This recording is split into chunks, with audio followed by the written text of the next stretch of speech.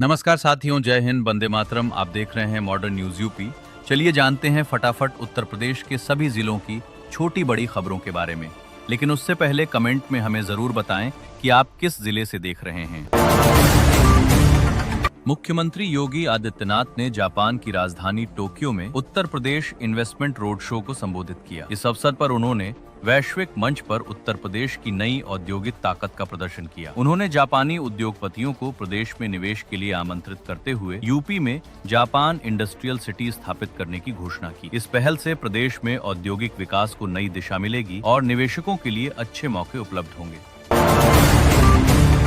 उत्तर प्रदेश के मुख्य सचिव एसपी गोयल ने कर्मचारियों की लापरवाही को लेकर सख्त रुख अपनाया है। उन्होंने सभी तहसीलों और ब्लॉकों में ई ऑफिस प्रणाली को कड़ाई से लागू करने के आदेश दिए हैं। साप्ताहिक समीक्षा बैठक में उन्होंने सभी मंडलायुक्तों और जिलाधिकारियों डीएम को इसे अनिवार्य रूप से लागू कराने के निर्देश दिए हैं। दरअसल कुछ कर्मचारी पूरे माह ई ऑफिस से लॉगिन नहीं करते थे, जिससे कार्य प्रभावित होता था। कुछ कर्मचारी सरकार को गुमराह कर काम नहीं कर रहे थे। अब मुख्य सचिव ने स्पष्ट निर्देश दिए हैं कि सभी कर्मचारियों को नियमित रूप से ई ऑफिस में लॉगिन करना अनिवार्य होगा। ऐसा न करने पर उनके वेतन पर रोक लगा दी जाएगी।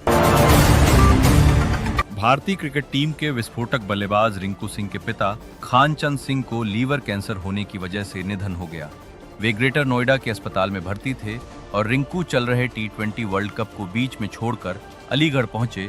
उन्होंने पिता की अर्थी को कंधा दिया और बड़े भाई ने पिता को अग्नि दी। पूरे परिवार में शोक का माहौल है।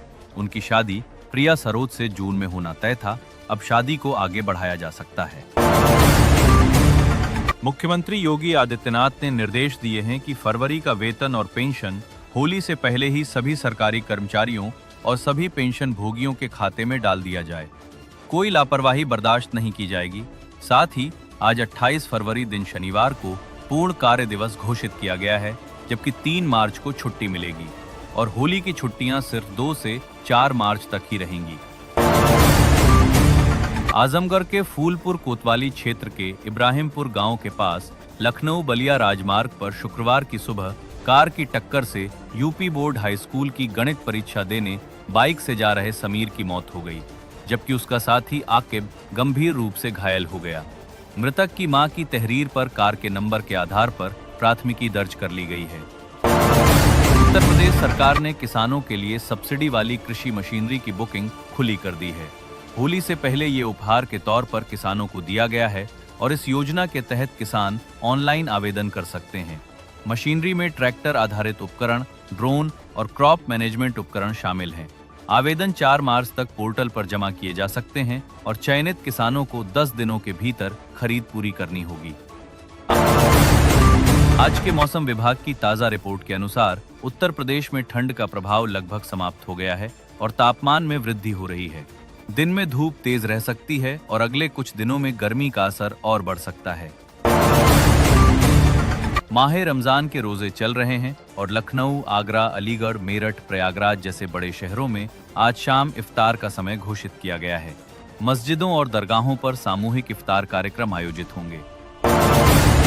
बुलंदशहर में सड़क हादसे में एक बाइक सवार युवक की मौत हो गई और लोगों ने ठेकेदार पर लापरवाही का आरोप लगाया है।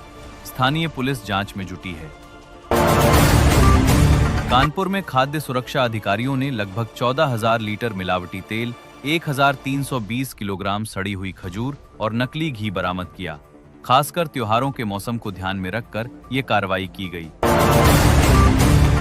उत्तर प्रदेश सरकार ने किसानों के हित में बड़ा फैसला लिया है। गेहूं और अन्य रबी फसलों की सरकारी खरीद को लेकर नए निर्देश जारी किए गए हैं। न्यूनतम समर्थन मूल्य पर खरीद सुनिश्चित करने के लिए मंडियों में इंतजाम बढ़ाए गए हैं और फसल बीमा योजना के दावों के निस्तारण में तेजी लाने के आदेश भी दिए गए हैं।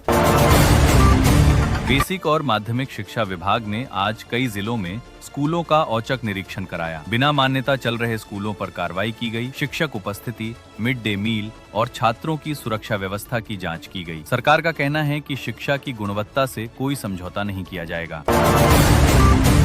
प्रदेश के सरकारी अस्पतालों में स्वास्थ्य सुविधाओं को बेहतर करने के लिए आज नई योजनाओं की समीक्षा की गई। जिला अस्पतालों में डॉक्टरों की तैनाती, दवाओं की उपलब्धता और इमरजेंसी सेवाओं को मजबूत करने पर चर्चा हुई। अधिकारियों को निर्देश दिए गए कि मरीजों को किसी भी तरह की परेशानी न हो।